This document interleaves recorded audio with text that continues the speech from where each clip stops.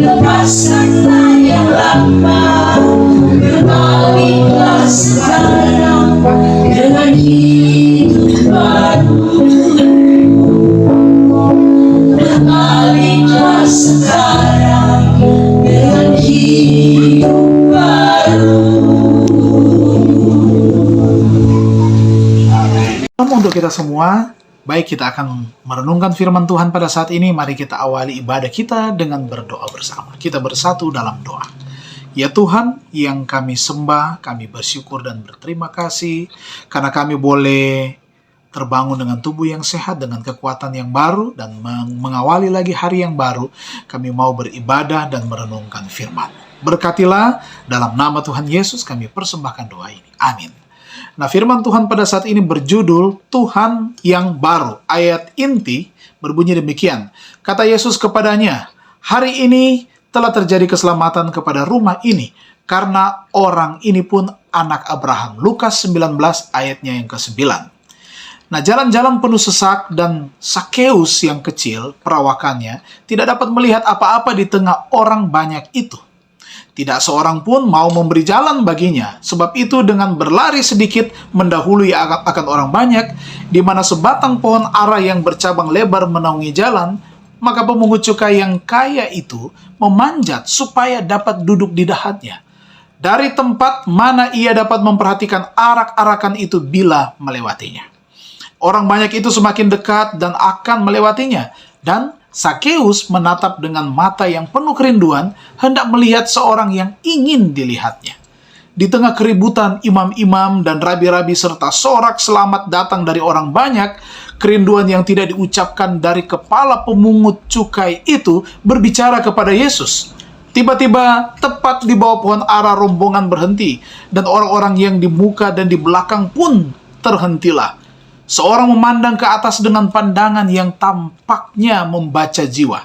Dalam keadaan hampir meragukan perasaannya, orang di atas pohon itu mendengar perkataan, "Sakeus, segeralah turun, sebab hari ini aku harus menumpang di rumahmu."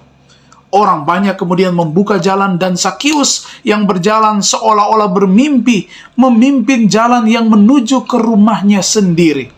Tetapi rabi-rabi memandang dengan muka marah, dan bersungut dengan perasaan tidak puas dan mengejek. Ia menumpang di rumah orang berdosa. Sakeus sangat terharu, heran, dan tidak dapat berkata apa-apa melihat kasih dan sifat kerendahan hati Kristus dalam hal merendahkan diri kepadanya yang tidak layak. Sekarang kasih dan kesetiaan kepada Tuhannya yang baru didapatnya itu membuka bibirnya, ia akan mengumumkan pengakuan dan pertobatannya.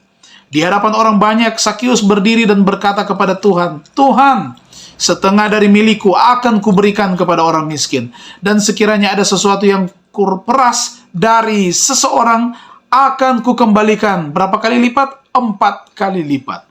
Kata Yesus kepadanya, "Hari ini telah terjadi keselamatan kepada rumah ini, karena orang ini pun anak Abraham."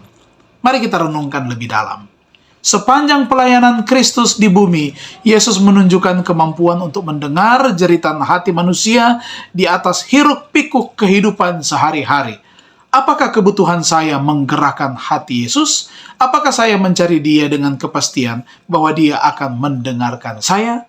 Nah, inilah yang boleh menjadi perenungan kita pada saat ini, bahwa ternyata Tuhan sangat peduli dengan kita, bahwa hari ini pun akan terjadi keselamatan bagi saya dan saudara, karena kita pun ini adalah anak Abraham.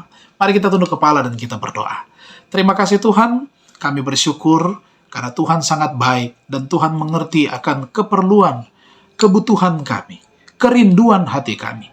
Tuhan pasti akan berikan yang terbaik. Untuk itu, kami mau serahkan kehidupan kami sepenuhnya ke dalam tangan kasih Tuhan. Kami secara pribadi maupun kaum keluarga kami. Biar kiranya kami boleh mendapatkan yang terbaik. Dan hari ini kami boleh sehat dan kuat. Lebih daripada itu, iman kami semakin kuat di dalam kasih Tuhan. Ini doa dan sembahyang kami. Kehendak Tuhan yang jadi bukan kehendak kami. Dalam nama Tuhan Yesus Juru Selamat kami persembahkan doa ini. Amin. Tuhan Yesus memberkati kita semua.